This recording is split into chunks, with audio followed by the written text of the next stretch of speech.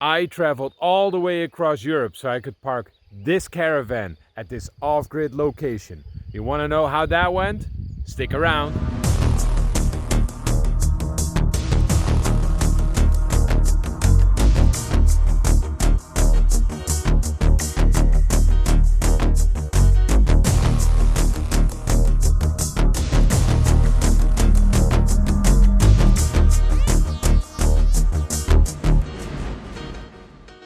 In an earlier episode, I showed you how we loaded up 2 shipping containers, packed with building materials and my personal belongings. A fridge, a freezer, a washing machine, solar panels and much more.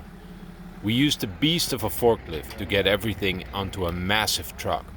Locked up and loaded, it then got professionally shipped off to a holding facility in Portugal by these 2 awesome female truckers. We placed a tracker inside so we could follow its journey, leaving the Netherlands, through Belgium, all the way across France, crossing into Spain at the Pyrenees, and finally arriving in Portugal. Step 1. Complete. Now it was my turn to follow in its tracks. As fate would have it, I left from my elderly home, not just saying goodbye to my closest family, but also to a childhood friend who had helped me immensely in the final days before the departure. It's remarkable how some things fall into place in ways that feel almost poetic once you let go and start trusting that the right path will unfold. And that's exactly what this journey became. A beautiful collection of explorations into the unknown. I had no time limit, no rush, and I was prepared. I had stocked up on food, water, gas, fuel, cash, I had my hand tools with me, and most importantly, I had the companionship of Nala, my sweet pit bull Weimaraner mix. I was ready. Yeah, it's the journey to Portugal. We got the caravan behind us, and it's nice weather, not too windy, not too cloudy, looks good. We got a long journey ahead of us. I'm happy you guys are along for the journey. So let's make it a beautiful journey. I'll keep giving you guys intermittent updates about what we're doing, where we are, how we're sleeping. I'll see you in a bit. Bye bye. Hello everybody. I just wanted to show you where we spent the night, which is at this organic pig farm that they also have camper vans. And I just heard that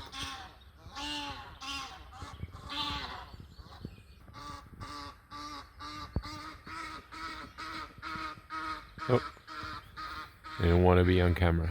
So I just heard that regular pigs, they get 33 shots of vaccinations and everything in 5 months that they get fed from piglet to pork pig. And these pigs, they are the exception, because these are organic pigs.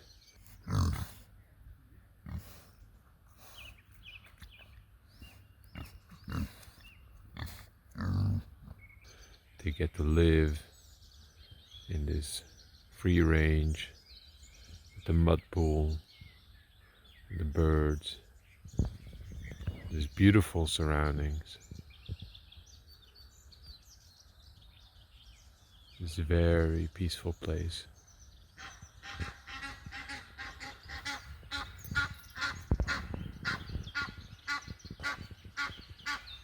Okay, you're done. I'm trying to shoot a video. They sell local products. They sell local cheese. They sell local meat. All kinds of vegetables from the organic garden. Fruits, fruit juices. All these kind of things. So it's a beautiful example of how we can go to a similar situation, and just wanted to share this with you guys. Well, people, we're definitely on an adventure. So yeah, we've got the caravan stacked up in the back. And of course we're loaded up completely. We're loaded up with food, we're loaded up with water, we're loaded up with fuel, we're loaded up with everything. And so that means that we're very heavy. And we have left the flatlands of the Netherlands right now, and we're in Belgium, and we're driving in the hilly area of Belgium. And that means that when we're going uphill, we have to shift gears, and we have to drive 60 where the speed limit is 100, because we're not picking up. There we go, we're on the top of the hill right now. Everybody is catching up on us. But we're getting there, slowly but surely. I think the most important thing is that we are not pressed for time.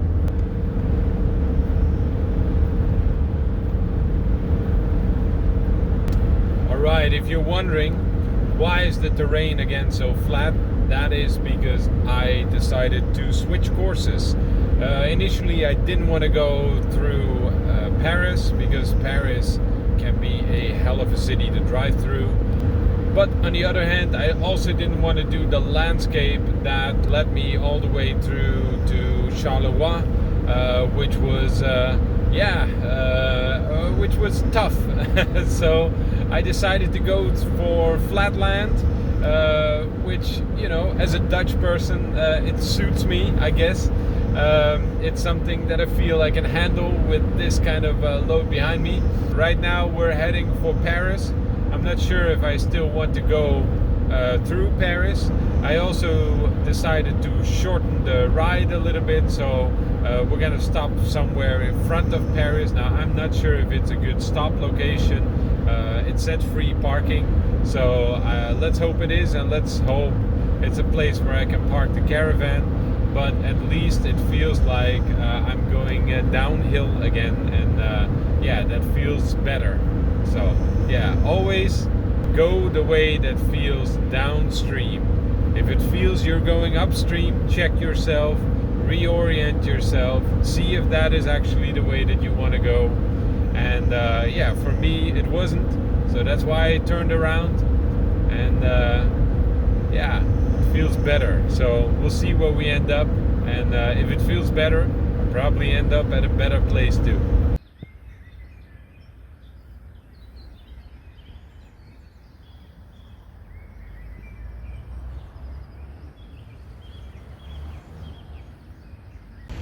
Well, this is where we ended up in the beautiful village of Peronne, where you have this magical castle.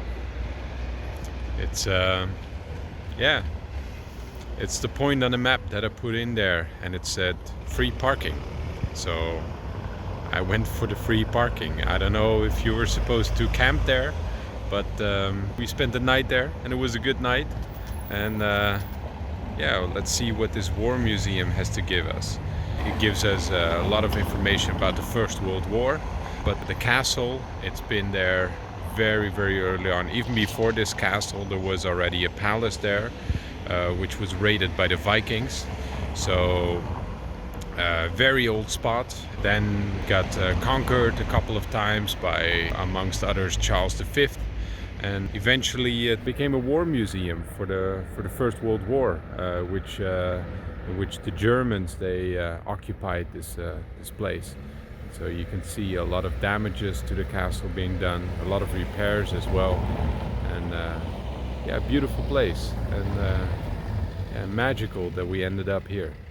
If you've been following the channel, you probably know that I'm a dedicated history buff, especially when it comes to the pre-Christian era. So naturally, I was excited to see what kind of ancient gems I could uncover in this region.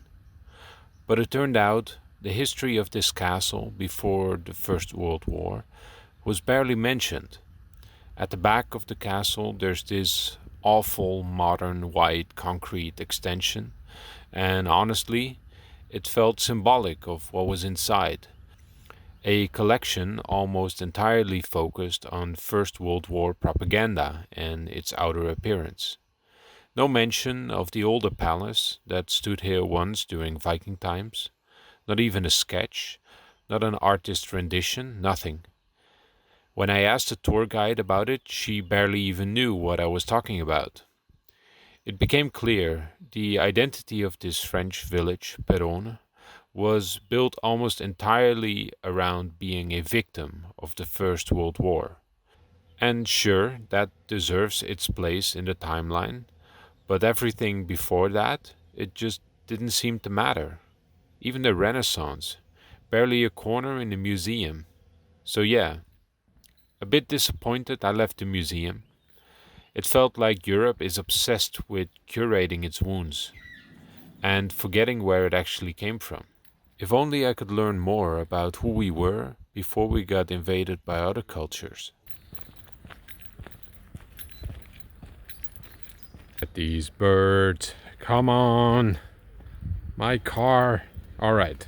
We've been driving for 4 hours today. Yesterday it was another 6 hours. I didn't bother to show you even where we stopped because it was on the side of the road. There wasn't really a good space for me to really park. I had used this app called Park for Night, and it usually gives you a lot of nice places to park, but mostly those places are meant for motorhomes and they're meant for camper vans and all of those things, not for having a caravan and a car that can barely drive it up the hill. It's an adventure. This morning it was nice and sunny.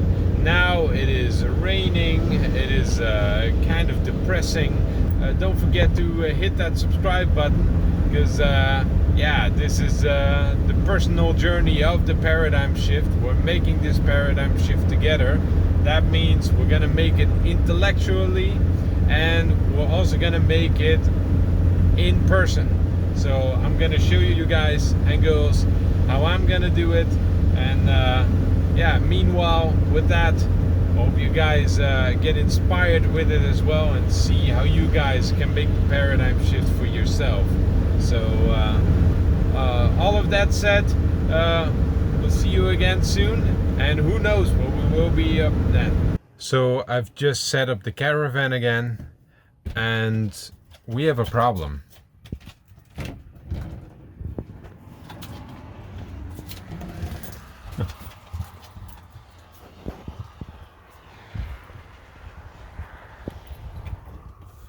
We're missing the top of our bathroom, so I'm gonna have to fix that right now.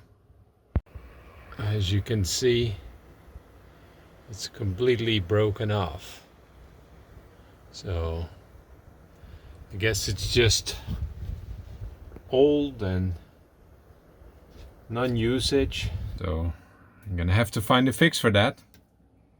Let's see what it will end up as.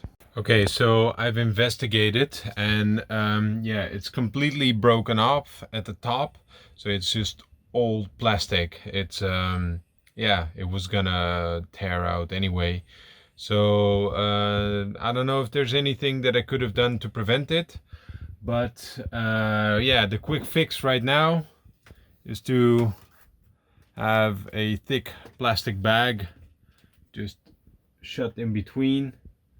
I don't know if there's anything else that I can do right now. At least it won't get wet inside as much, let's hope. I don't know, we'll see. And in the meanwhile, I'm gonna think of any other solutions, and let's see how I'm gonna fix this long term, because yeah, this is it's a thing. All right, I'll update you later. The plastic bag created a drip line I could catch in a bucket.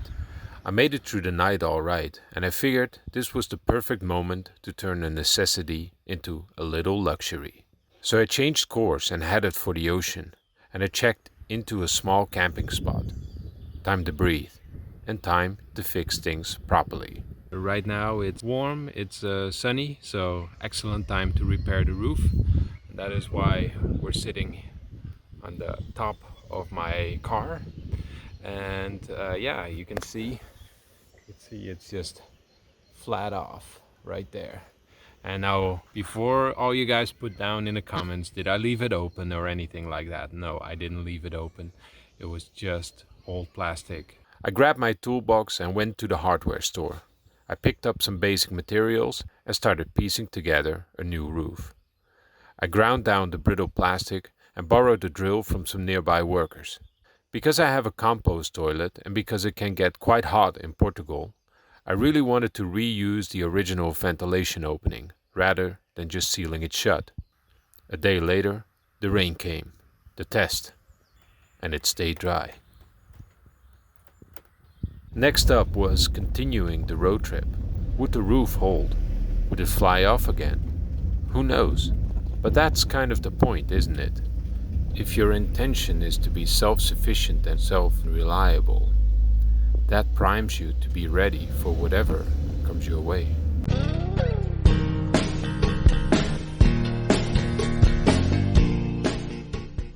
If your water isn't purified by pure crystal coming from the earth, then what you need is you want the Pure Blue Mini. It purifies all of your drinking water, including chlorine, fluoride, all the drug residue, the antidepressants, all the anti-conception that is left in there. What you need is the Pure Blue Mini. You can get a 5% discount on the whole system by using the code Paradigm Shift.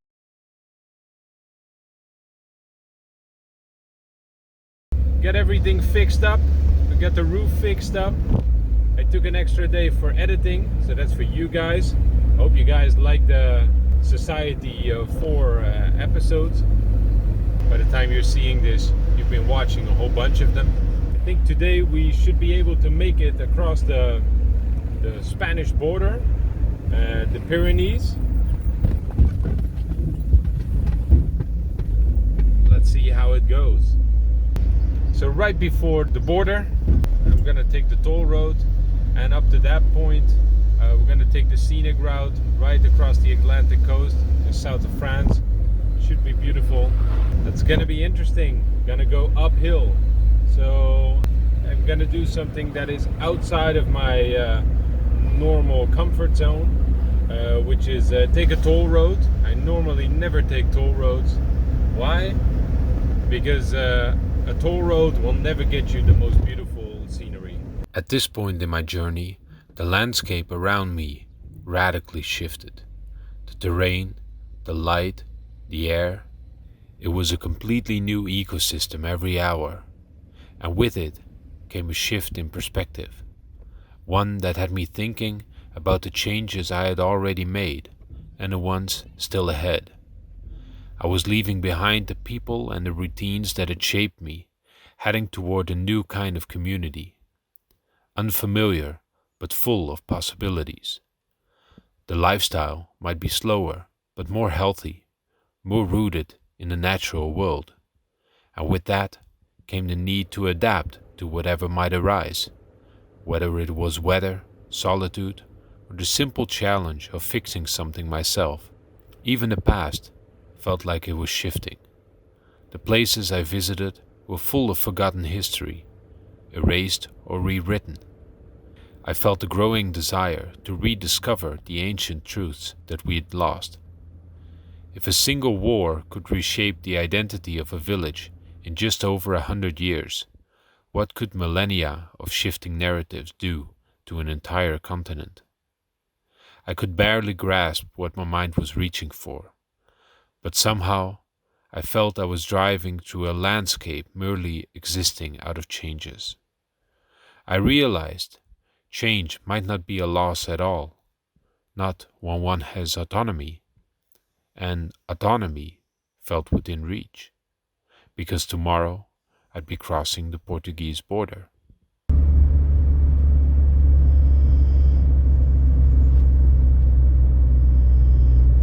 Well, that was interesting.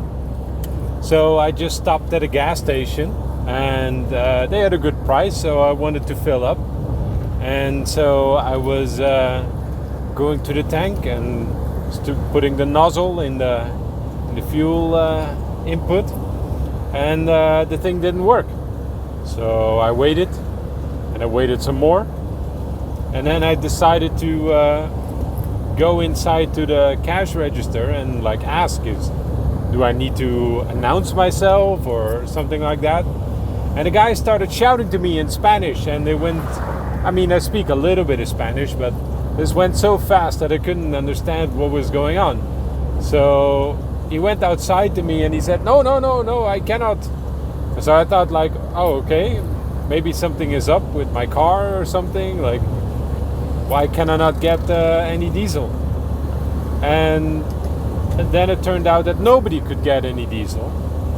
And eventually there was one guy in English who explained it to me. And he said, there's whole parts of Spain that don't have any electricity.